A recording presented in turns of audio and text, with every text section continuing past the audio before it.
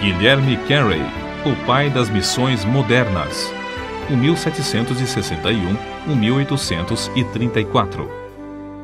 O menino Guilherme Carey era apaixonado pelo estudo da natureza.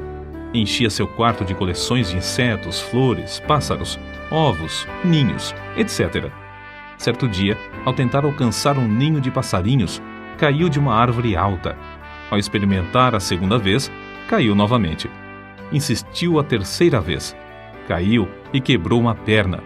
Algumas semanas depois, antes de a perna sarar, Guilherme entrou em casa com um ninho na mão. "Subiste a árvore novamente?" exclamou sua mãe. "Não pude evitar. Tinha de possuir um ninho, mamãe", respondeu o menino. Disse que Guilherme Carey, fundador das missões atuais, não era dotado de inteligência superior e nem de qualquer dom que deslumbrasse os homens. Entretanto, foi essa característica de persistir, com o espírito indômito e inconquistável, até completar tudo quanto iniciara, que fez o segredo do maravilhoso êxito da sua vida. Quando Deus o chamava a iniciar qualquer tarefa, permanecia firme, dia após dia, mês após mês, ano após ano, até acabá-la.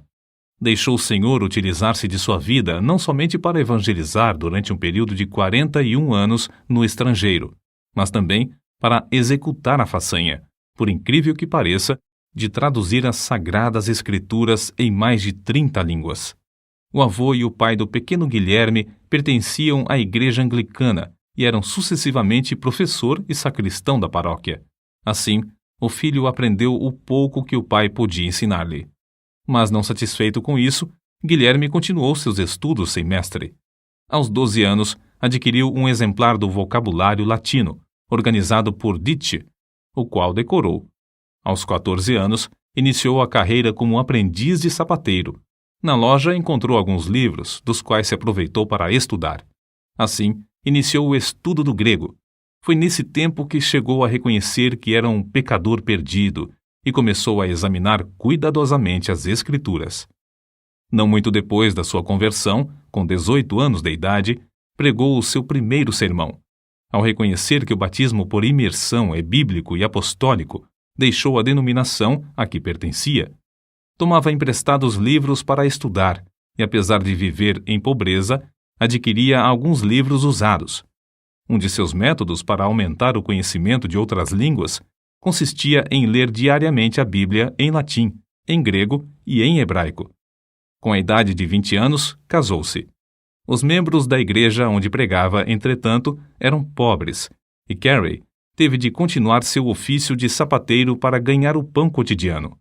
O fato de o Sr. Old, seu patrão, exibir na loja um par de sapatos fabricados por Guilherme como amostra, provava a habilidade do rapaz.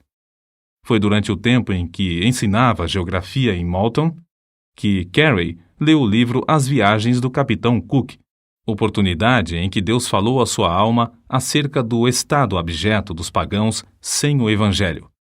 Na sua tenda de sapateiro, afixou na parede um grande mapa mundi, que ele mesmo desenhara cuidadosamente. Incluíra nesse mapa todos os dizeres disponíveis, o número exato da população, a flora e a fauna, as características dos habitantes, etc., de todos os países. Enquanto consertava sapatos, levantava os olhos de vez em quando para o mapa e meditava sobre as condições dos vários povos e a maneira de os evangelizar.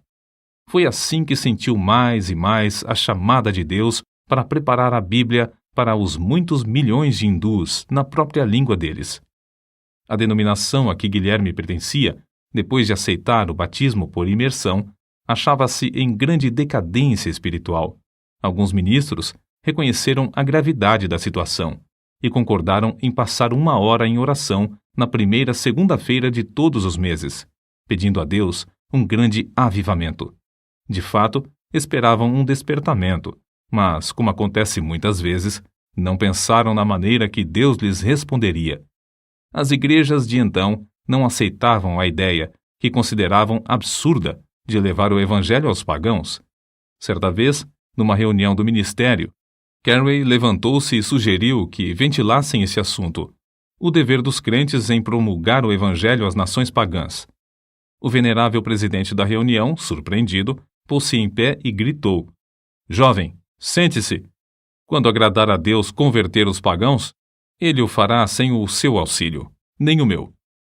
Porém, o fogo continuou a arder na alma de Guilherme Carey. Durante os anos em que se seguiram, esforçou-se ininterruptamente, orando, escrevendo e falando sobre o tema que lhe fazia palpitar o coração: levar Cristo a todas as nações. Em maio de 1792, pregou seu memorável sermão sobre Isaías, capítulo 54, versículos 2 e 3. Amplia o lugar da tua tenda, e as cortinas das tuas habitações se estendam. Não o impeças, alonga as tuas cordas, e firma bem as tuas estacas, porque transbordarás à mão direita e à esquerda, e a tua posteridade possuirá as nações e fará que sejam habitadas as cidades assoladas. Discursou sobre a importância de esperar grandes coisas de Deus, e em seguida enfatizou a necessidade de tentar grandes coisas para Deus. O auditório sentiu-se culpado de negar o evangelho aos países pagãos, a ponto de levantar as vozes em choro. Foi então organizada a primeira sociedade missionária na história das Igrejas de Cristo para a pregação da Palavra de Deus entre os povos nunca evangelizados. Alguns, como Brainerd, Eliot e Schwartz, já tinham ido pregar em lugares distantes, mas sem que as igrejas se unissem para sustentá-los. Apesar de a sociedade missionária ter sido o resultado da persistência e esforços de Carey, ele mesmo não tomou parte na sua formação. O seguinte, porém, foi escrito acerca dele nesse tempo. Aí está Carey, de estatura pequena, humilde de espírito, quieto e constante. Tem transmitido o espírito missionário aos corações dos irmãos, e agora quer que saibam da sua prontidão em ir aonde quer que eles desejem, e está bem contente que formulem todos os planos. Nem mesmo com esta vitória foi fácil para Guilherme Carey concretizar o sonho de levar Cristo aos países que jaziam nas trevas. Dedicava o seu espírito indômito a alcançar o alvo que Deus lhe marcara. A igreja onde pregava não consentia que deixasse o pastorado. Somente quando recebeu a visita dos membros da sociedade é que o problema foi resolvido. No relatório da igreja consta o seguinte registro: apesar de concordar com ele, não achamos bom que nos deixe aquele a quem amamos mais que a nossa própria alma. Entretanto, o que mais sentiu foi quando a sua esposa recusou terminantemente deixar a Inglaterra com os filhos.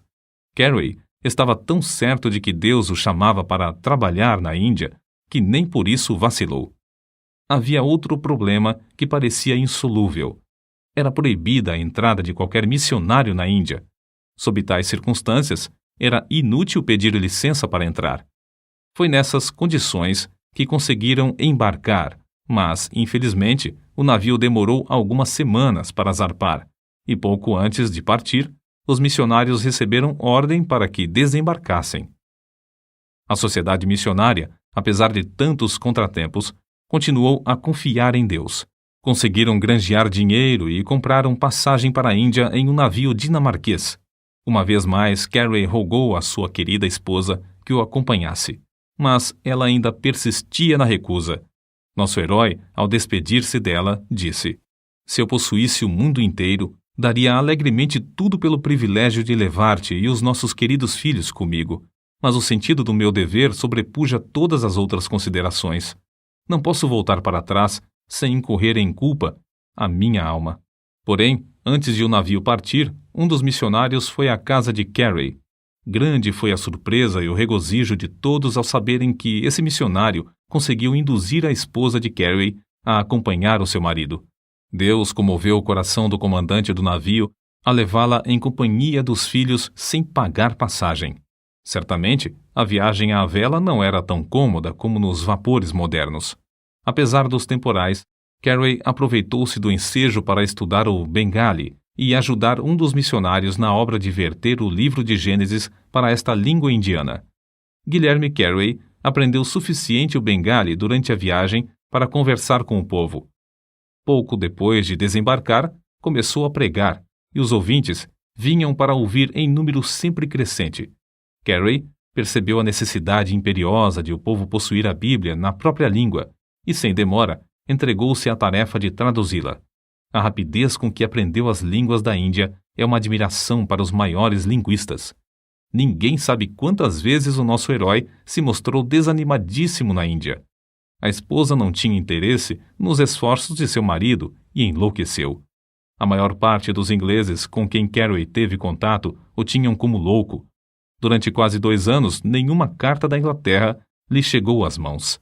Muitas vezes faltava aos seus dinheiro e alimento. Para sustentar a família, o missionário tornou-se lavrador da terra e empregou-se em uma fábrica de anil. Durante mais de 30 anos, Carey foi professor de línguas orientais no colégio de Fort Williams. Fundou também o Serampore College para ensinar os obreiros.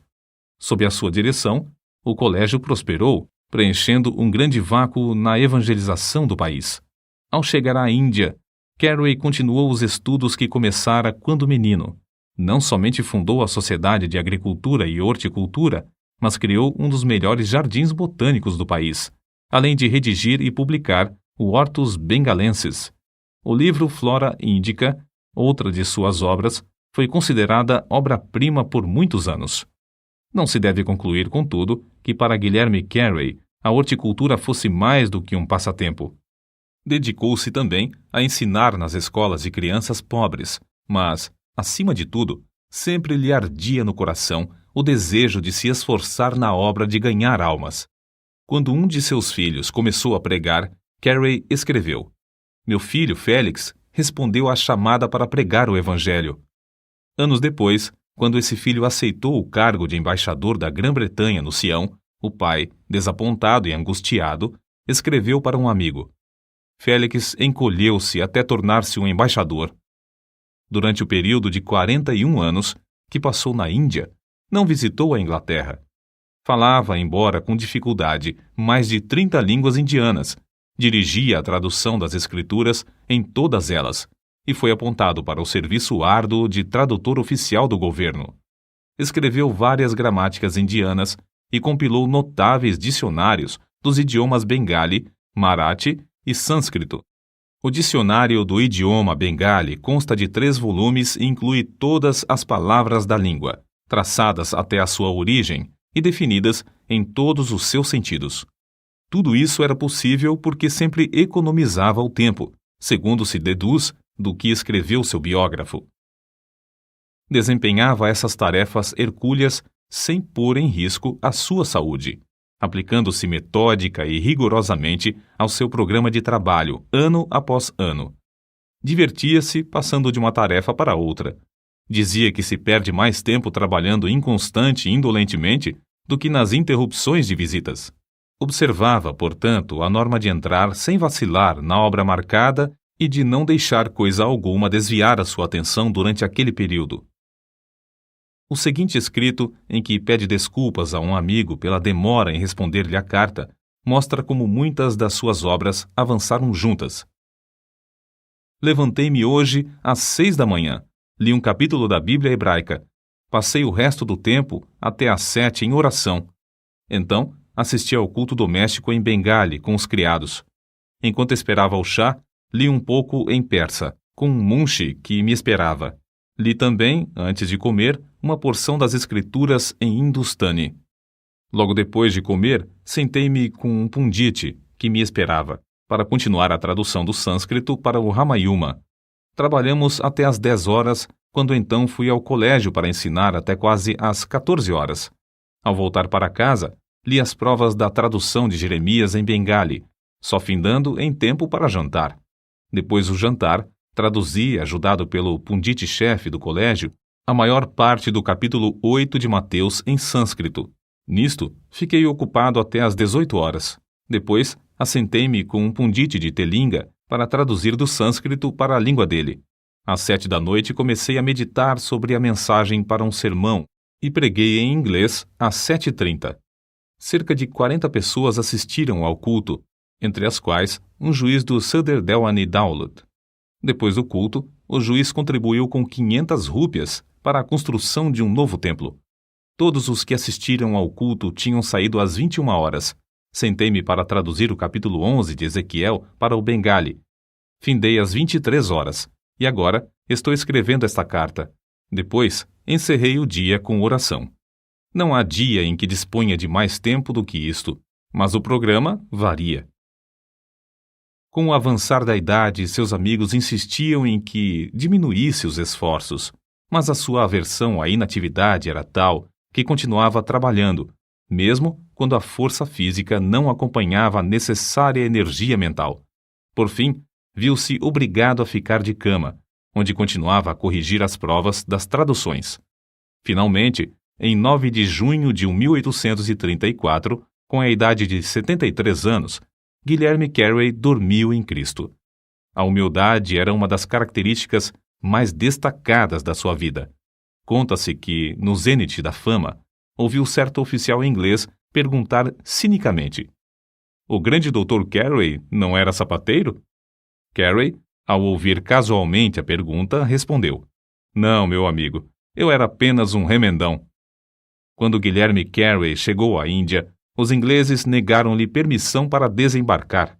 Ao morrer, porém, o governo mandou içar as bandeiras à meia haste em honra de um herói que fizera mais pela Índia do que todos os generais britânicos.